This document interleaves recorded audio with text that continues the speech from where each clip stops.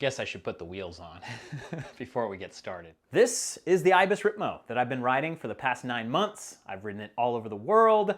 I've had some good times on this thing, and I want to go through the bike top to bottom, front to back, and tell you the things I like, the things I don't like, the things I might change later, or the things I did change, all that good stuff. It's a bike check. This bike has 29-inch wheels, it's a size large, and it is an enduro bike. You've got 4 types of bikes for the sake of this explanation. There are many types of bikes, but we're gonna say there's XC bikes, there's trail bikes, there's enduro bikes, and there's downhill bikes. The further down you are here, the easier it is to climb. The further up you are here, the harder it is to climb. The further down you are here, the harder it is to descend. The further up you are here, the easier it is to descend. Then we have trail bikes, a little bit harder to climb, a little bit better on the downhill. Then we have enduro bikes, a little bit harder to climb, but a lot better to go downhill. And this is the sweet spot for many people right now. They love having a bike that you can actually climb up the hill, but that can rip downhill. Because a downhill bike is way too heavy, it's tough to get to the top of a hill. The enduro bike is the magical sweet spot for so many people right now. This bike has 160 millimeters of travel in the front. It has 145 millimeters of travel in the rear. If you want any other stats on the Ripmo, just go to bkripmo.com. Head angle, reach, all that stuff that I don't know anything about, but it seems pretty good. I'm 5 foot 10 inches. I ride a large. It seems pretty good. And just for full disclosure, over the past year, Ibis did 3 sponsored videos with me. Hopefully next year we'll get to do a few more cool sponsored videos. They have been an awesome partner, and I just always want to make sure I'm open and honest, transparent with you guys on my relationships and the stuff I get. How about we start with this beautiful blue frame, the glossy finish on it. It is one of the most stunning looking bikes, especially from a distance. Once you get up close, you see all the scratches that I put on the thing, which kind of sucks. That's the battle between having a nice anything, having a nice car, having a nice bike with a nice paint job. When you actually put that first scratch on it, you're like, oh, no. This was a journalist review bike, so a few people probably had this bike before I got it, so there was already a couple scratches on it, but most of the scratches are mine. When I first got it, I did a decent job at putting this 3M tub tread on different vulnerable pieces of the bike. Looking back now, I wish I would have done it on way more spots on the bike because there's way more vulnerable pieces. But I really think this stuff did a damn good job protecting the down tube. It was just the perfect width that lined up with the Ibis paint job to actually look almost seamless when it goes down the down tube. I put it on the lower parts of the rear triangle, and I'm sure it saved quite a bit of damage. It looks a little funky when you put this on. It's not, it's not so pretty. It's a little weird, but I know it has protected the paint. If I was starting with a brand new bike and I wanted to preserve this Ripmo as much as I could, I would take both the triangles apart and I would get down in here and put more 3M tub tread to protect this inner part. There is some funkiness going on in here because rocks get in, these two pieces are moving back and forth, and there's definitely some pretty good chipping and damage going on in there. And on the same note as frame protection, the biggest mess up that I did on this bike was not getting the little ISCG-05 adapter thing sooner and getting a bash guard and a chain guide on this bike ASAP. That is my #1 recommendation. If you get a Ripmo, get the chain guide thing on there ASAP. All right, let's start with the cockpit. And I've got my Ibis carbon handlebars on here. They're kind of weird because they have this metal insert on the end of them that makes it so you don't have to cut your bars if you want to change the size. This little metal insert has been kind of a pain because I wanted to try these things called Rev Grips, which have this weird inner suspension with the grips. Long story short, they make an adapter to make it work. It didn't work. I ended up blowing $100 on grips. Boo.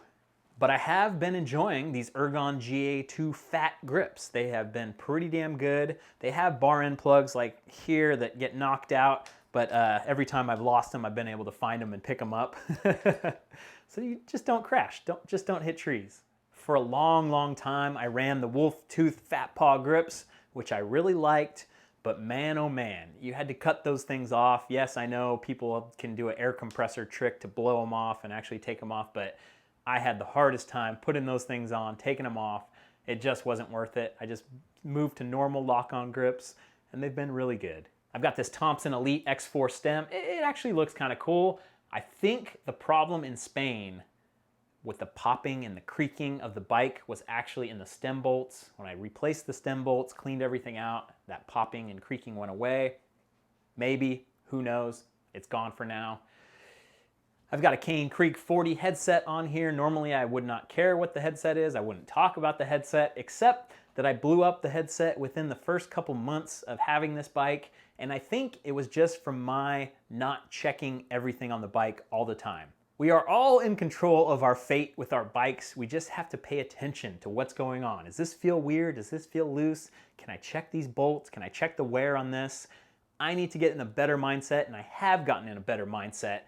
Especially in Spain, we're doing all these crazy runs day after day after day. You don't have access to your bike. You have to take a second to stop everything and be like, okay, what's the deal? Is the wheel good? Is the headset good? How's this look? How's this feel? Be preventative with your bike maintenance. If something feels weird, something is probably wrong.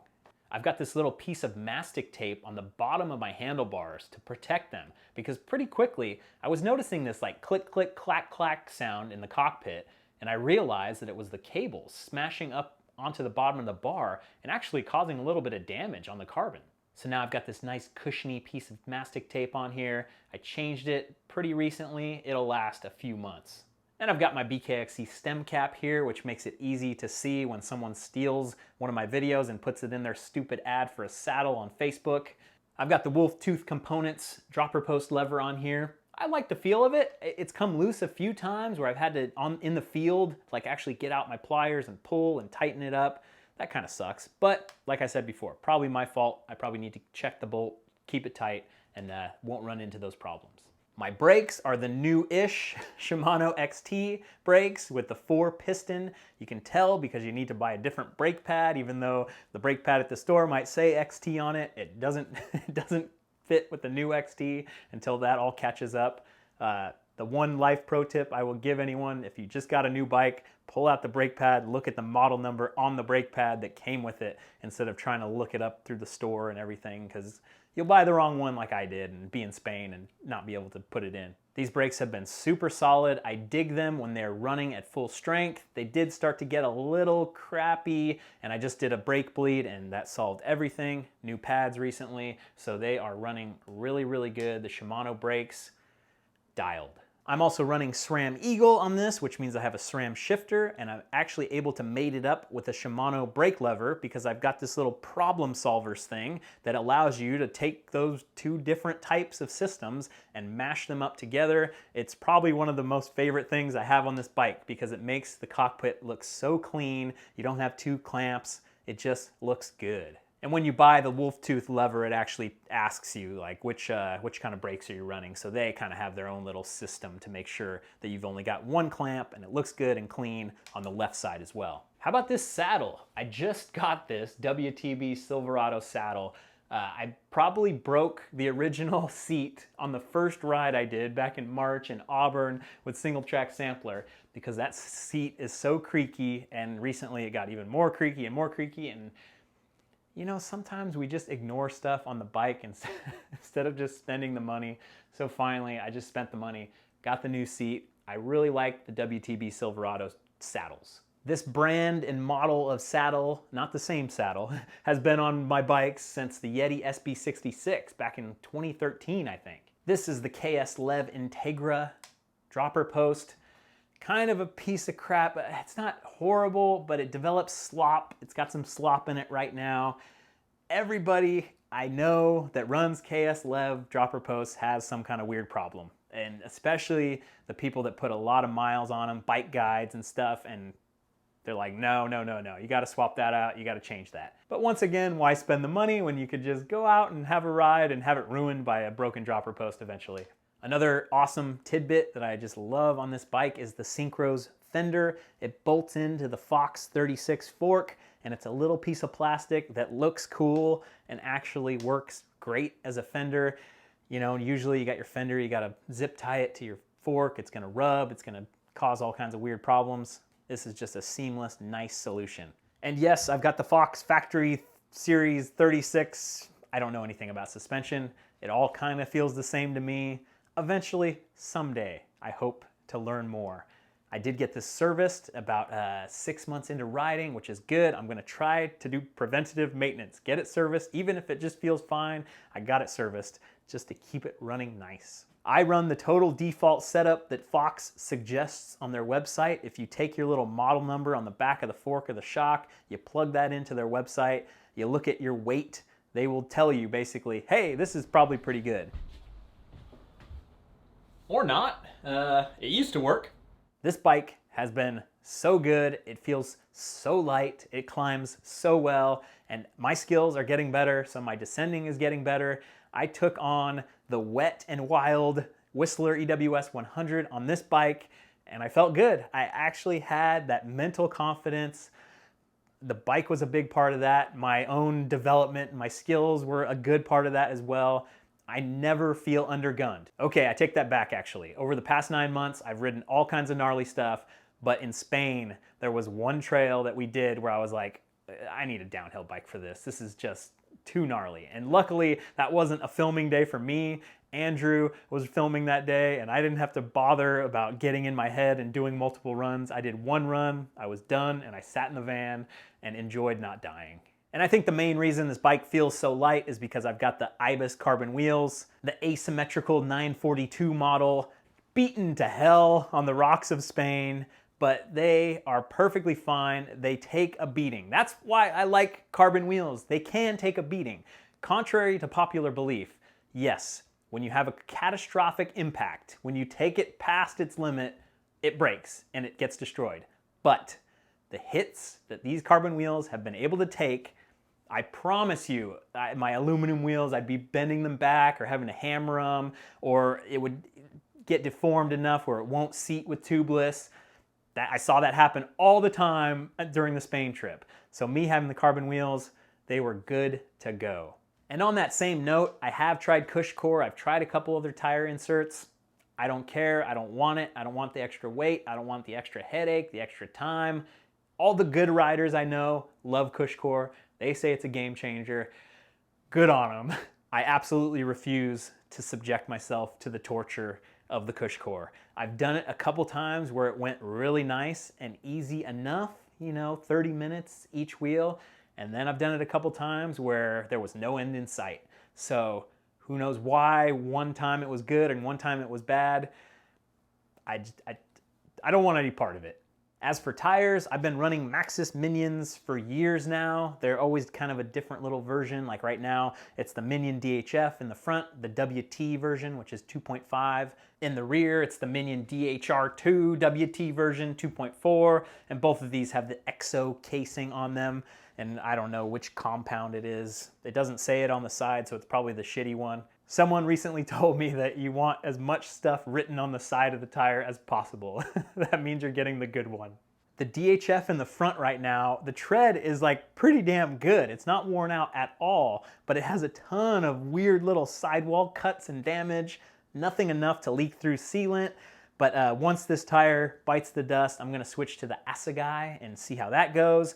Maybe I'll throw the Assegai on the front and the rear. Who knows? I like big, burly tires. I'm not one for fast rolling stuff. I just need all the help I can get with cornering and traction and all the skills that I lack. Moving back towards the back of the bike, my bottle cage. This is a cheapo $20 bottle cage from Amazon. The original bottle cage that came with this bike, it's like $70 or $80, I think. And I broke it when I crashed during the EWS 100.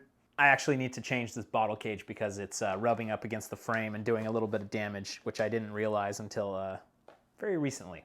I've got my trusty Shimano XT trail pedals on this bike. I love these pedals. I ride clipped in with SPD cleats. I can get out of these pedals in an instant. I don't even have to think about it. I don't know my settings of like how loose it is, but pretty loose. I keep it pretty loose, and these things take a huge beating all the time, and they stand up to it, and they'll probably last a few more years. Someday I'll try flat pedals. Someday. Just not right now. This bike came outfitted with a SRAM Eagle X01 drivetrain. I love the Eagle so much. So many people who don't have it always say, oh, I never use that big gear. I use the big gear all the time. I use it and abuse it. The great thing about the Eagle drivetrain system now is it's fully mature. All the bike shops have it. They have spare parts for it. When I first got my Bronson, I broke a pulley on my rear derailleur and nobody had it. Nobody knew what it was. But now these Eagle drivetrains are being sold on almost all new bike builds. I would love to know the numbers, but I would guess a full bike complete build, 7 out of 10 bikes has an Eagle drivetrain on it now. I don't know those numbers. I don't work in a bike shop. Somebody who works in a bike shop, let me know in the comments. So the best part about the Eagle drivetrain system is that all the parts are interchangeable. You can get the super expensive XX1 top level stuff, and if you break something, you say, screw it, I'm just gonna get the cheapo NX level rear derailleur, chain ring, crank, cassette. So all these pieces are interchangeable. Basically, the cheaper you get, the heavier they get. It's very much time to swap out my front chain ring. I have one on order. It hasn't come in yet. I think that's kind of the main reason I've been dropping my chain a lot. The teeth are very worn down. They're not as big and crisp as they once were. And I don't have a chain guide and a bash guard on. There was a factory installed piece of frame protection on here. It was a piece of rubber, I guess you would call it, that started to peel off, started to get floppy. I had to pull the whole thing off. And then the piece on the bottom here is very, very similar. It's getting a little floppy. Maybe I just need to get in there with some double-sided tape or glue. Okay, I think that's everything. I'm not 100% sure. I'm looking at the bike, I'm trying to think, what did I miss? What did I miss? But I think I got everything. I did forget something. I forgot to weigh the bike. So I just threw it up there. 30 pounds, 5 ounces in its current state. So now it's your turn. Let me know in the comments the pieces and bits on this bike that I should replace, that I should change, that I should make better. Like I said before, I've got that link, bkripmo.com. You can see a build out of what your build out would look like if you ordered it right now. It's very similar to my build out. I don't think there's much that has changed recently. Our bike's just great. Thanks for watching, you guys. I'll see you on the trail.